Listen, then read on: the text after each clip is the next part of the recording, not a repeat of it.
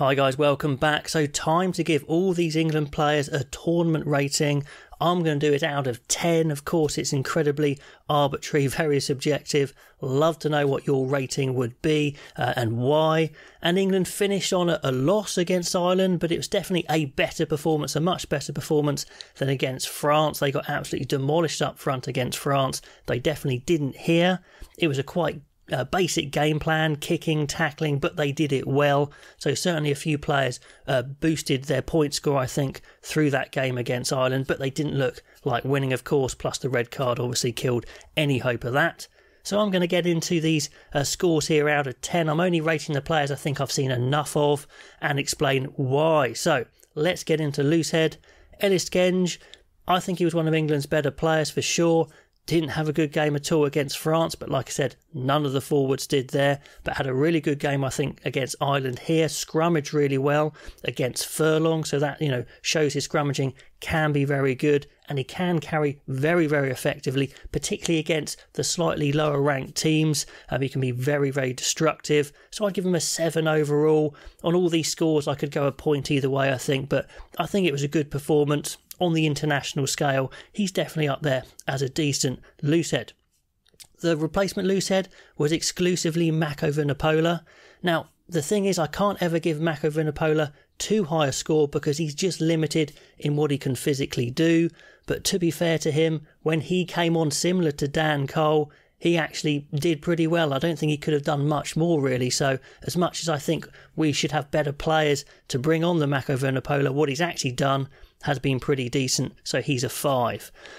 Jamie George, well, he's thrown well, he worked hard, he did pretty well in that Ireland game, but again, compare him against players like Marchand and Dan Sheehan, he's just not really going to get much higher than what I've given him, a 6. I think it was solid, he was trusted. I mean, Borthwick really didn't want to take him off ever. Do we need a slightly better hooker with a bit more athletic ability to reach the highest level? Yeah, I think so, but I'm giving him a 6. I think it was a solid Six Nations. Then let's have a look at the tight heads. Carl Sinclair saw flashes of excellence, but I think there's something holding him back. He looks very stiff. Athletically, sometimes he's just wandering around the pitch, walking about. So just because I'm disappointed from where he's got to, I think I'm going to give him a 4. Let me know if you think that's fair enough. We are struggling at that tight head. He was the exclusive starting tight head, and Cole was the guy coming on, who again, like Mako Vunipola, I think did pretty well, really, considering he's that bit older. He is athletically limited, but when he came on, he gave his all, looked full of energy. So he's a 5 as well for Cole. Into the second rows. Now, Maro Itoje, not quite sure where to score him. I was going with a 5. I think actually he's probably a 6. Just because he's been so good in the past. I think he's dipped below that now. He works hard, he makes his tackles, still gives away a few too many penalties, but he can be fairly effective. So a tricky one with Itoje, but I think I'll probably give him a 6. I think he had a decent enough outing in this tournament. Maybe a 5, I don't know. I'm a bit torn on that one. Now, Ollie Chesham. The great news was we found a second row, a young second row with athletic ability who's got a big ceiling, looked the real deal, really took to the international scene, wasn't fazed by it, and then he dislocated his ankle in training before that Ireland match, and it sounds really bad. He'll be struggling to get back for the World Cup, and indeed these are the sorts of injuries where you don't quite know how you're going to come back from. So commiserations to him. I hope he does get better from that injury and recover, but it's a nasty one, so he's probably not going to be around for a long time, probably not for the World Cup, and I was rating him as an 8 because I thought he'd done fantastically well. So that's brilliant, and also a massive shame at the same time. Then we've got Nick Ezekwe and Ribbons, and I think I can't really give them much more than a 5, to be honest, because they're okay, they come on, they don't make too many errors, but again, are they mixing it with those best second rows in the tournament that we've seen, the likes of Flamand? I don't think so, so I think they're 5s really. The back row, interesting. Lewis Ludlam came in and worked super hard. Amazing engine, keeps going to the end. Excellent tackle, some decent carries. Is he blockbuster? No. Is he an Olivon? No. A Jamie Ritchie? No, not really, I don't think. Van der Fleer, he's not in that category, but I think he maximises his potential, and you've got to respect that. Works super hard. So I think I'll give him a 7. Jack Willis, he was really good for most of the tournament. Against France, like all those English forwards, he was really blown away. I think, to be fair, he was carrying a bit of a knock because he had to play for his club in France, Toulouse, as well the week before, which other England players wouldn't have had to do, and I think he had a bit of a knock, so I'm giving him a bit of a bye there. So I'm going to keep his score as an 8 because I think he was one of those standouts along with Chesham who really stepped up to this new Borthwick team. And Ben Curry came on, has done pretty well. I think he's possibly a little undersized for the international scene, but after a poor showing initially against Scotland, he's come back into the tournament and recovered, so I think a 6 is fair there. Then one of the big disappointments was Alex Dombrandt, and I, along with many people, were saying we've got to see Dombrandt. He's got great form in the Premiership. How's it going to translate into internationals? And he looked a bit underpowered, a little bit, ineffective, if you like. He would work best in a dominant team where they're zipping the ball around, using some ball handling, but when it's just the grind, he's not really there. So I think he dips below the average international, down to a 3. Maybe that's a bit harsh. I don't know, but I was just so disappointed. We needed him to really step up, and he didn't. Into the backs. Jack Van Poortvliet, where do you rate him? Well, he's been asked, I think, to execute a kicking game, quite a basic game, not breaking, not particularly exciting. He did that pretty well against Ireland. His kicking was much better against Ireland, so fair play to him there.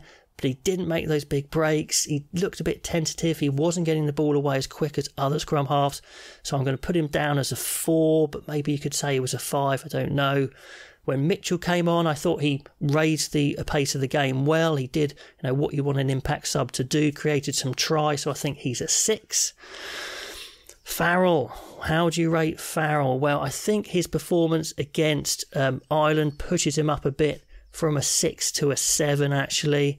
He found his kicking form back against Ireland, tackled really well. That's the sort of performance that Farrell can give. He's always going to be a bit slow, for sure, but he made the right decisions against Ireland, actually passed fairly well, kicked fairly well, tackled well. So if you're going to play Farrell, that's the way he's going to play.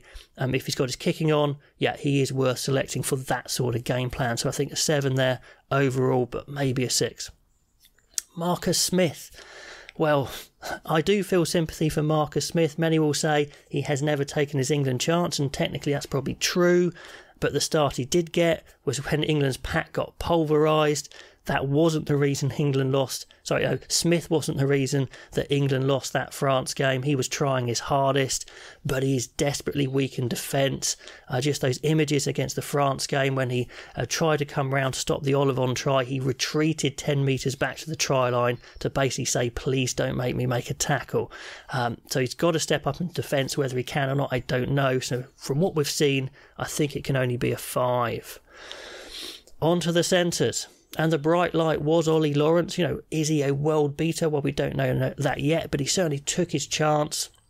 Was definitely overawed against France, but in the other games he was England's most dangerous centre by miles. Really created some thrust there. Compared to Tuolangi, he's a slightly younger, more explosive Tuolangi now to what Tuolangi is now. So I think Lawrence is a 7. Hopefully his injury is not too bad because he's going to feature. Henry Slade did his things well, passed well, kicked well, occasionally tackled well, but that's not enough at this level. You need your 13s to be making breaks, to be super fast, to be hitting hard. He's not there, I think, up amongst the Guile Ficus against the Ring Roses, so I can only really give him a 5. Is that harsh? Let me know. Similar with Tuolangi, when we saw him start against Ireland, I think he played as well as he could play. He hit hard, he tackled hard, but he's not the athlete he was. So again, he's limited to a 5. Marchant, we haven't really seen too much of, so I can only really give him a 5. He could probably do with another start. Into the back 3, and Watson was by far our best winger. That game against Ireland saw him back to his best. He was having to make stuff out of nothing, which he was doing, and England have needed that. He was covering fullback and he was doing it well. He was kicking well, he was catching well. I think he's got better and better all tournament, so he's an 8 for me. Really impressed with him. Malins, who was dropped for that Ireland game, had done his kicking and catching well. He'd created some chances with his footwork, but was found out, I think, to be too weak defensively to be an international wing. But he probably was England's second best winger overall, so I think I give him a 6. And then the young guys, Hassel, Collins and Arundel, just didn't get the ball in their hands enough. We haven't seen what they can do at international level. They looked a bit tentative, a little bit nervous, which is a big disappointment, so I can only give them 4s for now. And finishing up with Freddie Stewart, England's nailed on starter fullback. We saw all his strengths and all his weaknesses. Against Ireland, he tried super hard, he kicked well, he tackled well, but he's not that quick, and in attack he's not really beating players for pace at all. He's not troubling them, although his hard lines are pretty decent, and when he has to cover in defence he struggles to get there. But what he does do well is he catches and kicks incredibly well, and he did that pretty well this tournament, so I'm going to give him a 7 overall, I think. So those are my tournament ratings. Let me know what you would give the players and why, and I'll catch you next time.